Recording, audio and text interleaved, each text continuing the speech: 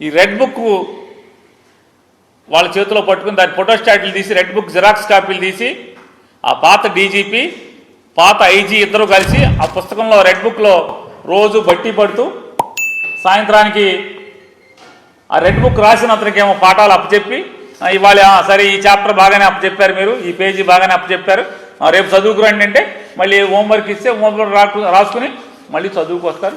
Police వ్యవస్థ మొత్తం ట్రాన్స్ఫర్ల దగ్గర నుంచి సస్పెన్షన్ల దగ్గర నుంచి ఎవరిని సస్పెండ్ చేయాలి, ఎవరిని వీఆర్కు తీసుకురావాలి, ఎవరిని పోస్టింగ్లు ఇవ్వాలి,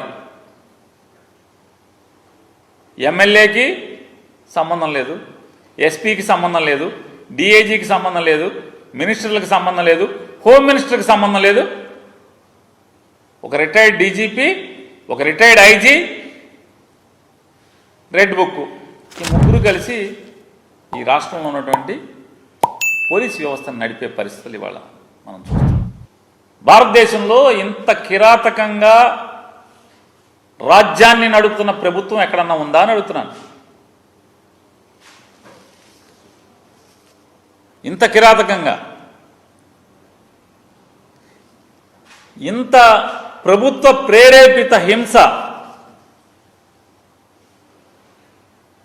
ఏ రాష్ట్రంలో జరుగుతుందా? నిజంగా అధికారులు కూడా స్వేచ్ఛగా లేరు. 5 సంవత్సరాలు ఇవాళ స్వేచ్ఛగా వాళ్ళందరూ కూడా ముందుకు వస్తా ఉన్నారు. ఇవాళ పేరు నాని గారు చెప్తా ఉన్నా, నీకు రెడ్ బుక్ ఆ పవర్ ఏంటో నీకు అర్థమైనట్టుంది. ఎవరో మాజీ డీజీపీ ఉన్నారు, ఇంకెవరో అధికారులు ఉన్నారు, పిచ్చి పిచ్చి మాటలు మాట్లాడుతున్నాం. మీరు తప్పు చేయనప్పుడు మీకు ఎందుకు భయం? పార్టీ ఆఫీస్ మీదకి వచ్చి దాడి చేస్తే దాని మీద నువ్వు మాట్లాడుతూ ఉన్నావు. వంశీ గారంట ఆత్మరక్షణ కోసం చేశాయంట, ప్రాణరక్షణ కోసం. ఇవాళ వీళ్ళందరినీ దాచింది నువ్వేనా? కొడాలి నాని, వంశీ పారిపోయారు, నువ్వేమో బందర్లో ఉన్నావంటే నీకు గజగజ వణికిపోతా ఉన్నావు. ఇక్కడికి వచ్చి ఒక ప్రెస్ మీట్ పెడితే అక్కడక్కడ చీకట్లో తిరిగి వెళ్ళిపోవాలని చూస్తా ఉన్నావు. నీ పాపాలన్నీ కూడా పండుతున్నాయి. ఆల్రెడీ దానికి జరగాల్సిన కార్యక్రమాలు జరుగుతాయి. నీ అక్రమాస్తులు, నీ అక్రమ దోపిడీ, నీ కొడుకుని పెట్టి నువ్వు చేసినటువంటి గంజాయి దందాలు మొత్తం కూడా నడుస్తూ ఉన్నాయి. అన్నీ ఒకటొకటి బయటకు వస్తాయి. ఇవాళ నువ్వేదో వచ్చి పేపర్ ముందు మాట్లాడుతున్నావు, మీడియా ముందు మాట్లాడుతున్నావు, జరిగిపోయిందిలే అనుకుంటా ఉన్నామేమో. మొత్తం ప్రతిదానికి కూడా మూల్యం చెల్లించుకుంటారు, దాంట్లో అనుమానం లేదు.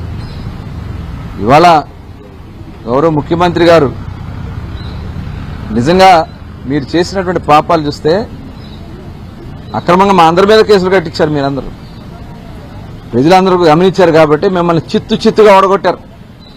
ఇవాళ మచిలీపట్నంలో పేరు నాని గారిని 50,000 ఓట్ల పైన మెజార్టీ మాకిచ్చి డిపాజిట్కి రాకుండా ఉండే విధంగా దగ్గరగా వచ్చే విధంగా చేశారు. అది గుర్తుపెట్టుకోండి. ఇలాంటి తప్పుడు మాటలు మాట్లాడి ప్రజల్ని తప్పుదారి పట్టించాలని, లేదా ఇంకోటేదో పబ్బం గడుపుకోవాలని చూసే మనకి జరగదు. ఒళ్ళు దగ్గరగానే పెట్టుకుని ప్రవర్తించకపోతే